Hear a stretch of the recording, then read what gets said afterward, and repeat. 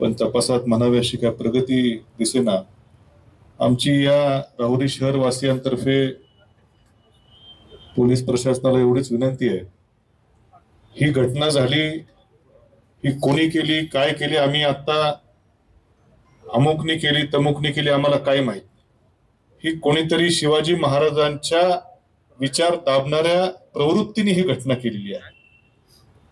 आमचं आज कुणावरही हे नाही आणि शोधून काढणं आपलं खरं काम आहे।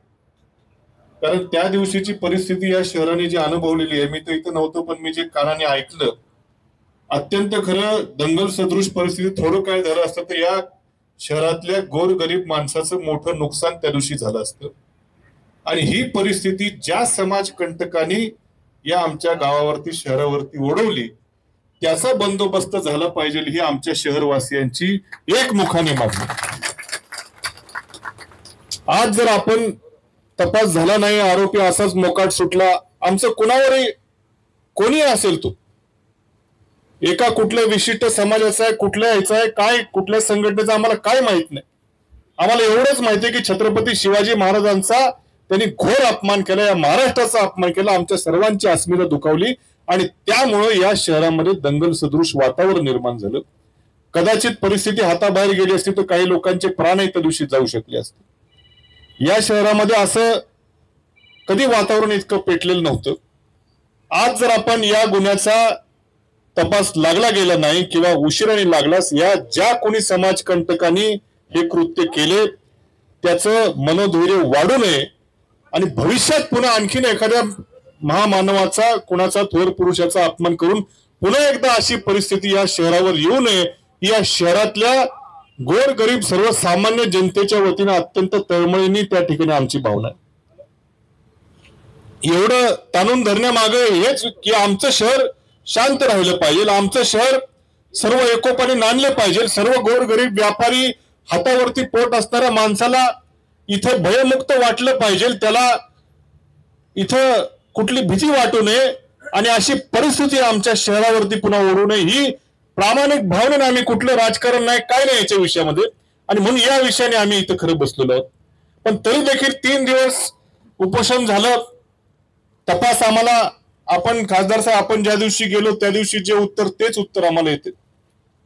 पण नेमकं काय, एक भर दुपारी घडलेली घटना आहे, असं नाही की रात्री अपरात्री घडली, पहाटे घडली, सकाळी लक्षात आलं, असंही नाही, भर दुपारी शहराच्या ह्याच्यामध्ये हद्दीमध्ये घडलेली घटना आहे आणि तरी देखील तपास लागत नाही। आमच्या सर्वांच्या भावना या अत्यंत तीव्रपणे दुखावल्यात। पुन्हा एकदा अशी वेळ आमच्या शहरावरती येऊ नये ही या शहरातल्या कदाचित काही राजकारण्यांची नसेल पण प्रत्येक सर्वसामान्य, प्रत्येक जाती धर्मामधल्या प्रत्येक गोरगरीब माणसाची ही भावना आहे आणि त्या भावनेचा आदर करून आणि छत्रपती शिवाजी महाराजांच्या विचारावरती, त्यांच्या विचारावरती श्रद्धा असणारे, निष्ठा असणारे आम्ही कार्यकर्ते, त्यांच्या विचारावरती चालण्याचा आमचा विचार त्या ठिकाणी आमचा आहे, त्यांच्या विचारावर चालायचा।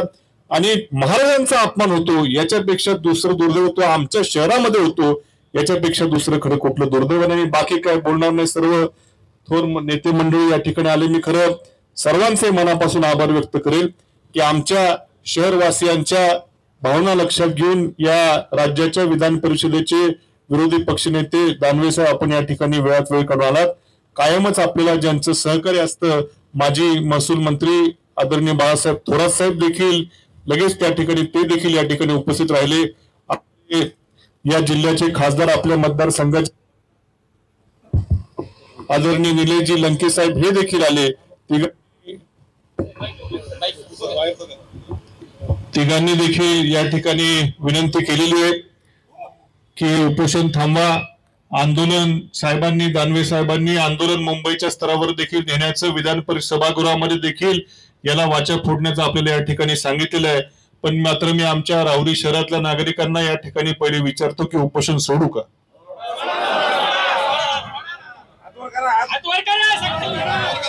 विनंतीला मान देतो। माझे सगळे सहकारी इथं 3 दिवसापासून माझ्या खांद्याला खांदा लावून सगळे या ठिकाणी उपोषण करतायत, त्यांचंही सगळ्यांचं मनापासून मी या ठिकाणी आभार व्यक्त करतो। नंदकुमार तनपुरे माझे नगरसेवक आहेत, सौरभ उंडे आहेत, पप्पू कलापुरे, प्रशांतजी डवले, किरण गव्हाणे,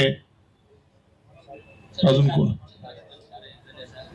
गणेश आगाव, पांडू उदावंत असे आमचे सहकारी हे देखील या ठिकाणी माझ्या खांद्याला खांदा लावून या ठिकाणी उपोषणाला, पप्पू कलापुरे आता दवाखान्यात त्याला घेऊन जावं लागलं होतं. आणि बरेच जरी आणि या सर्व आंदोलनाला उपोषणाला सहकार्य करणारे माझे असंख्य सहकारी त्यांचं देखील मनापासून धन्यवाद देतो की या कठीण काळामध्ये या आपण सर्वांनी इथे येऊन मनोबल वाढवलं. आपल्या सर्वांचं मनापासून आभार व्यक्त करतो. आणि साहेब, पोलीस प्रशासनाला, सरकारला पुन्हा एकदा आवाहन करतो की या छत्रपतींच्या राज्यामध्ये छत्रपतींचा अपमान होतोय आणि हा वारंवार होतोय. याचा छडा कुठेतरी लावून आपण त्या ठिकाणी आम्हाला न्याय द्यावा अशी या निमित्ताने विनंती करतो. धन्यवाद.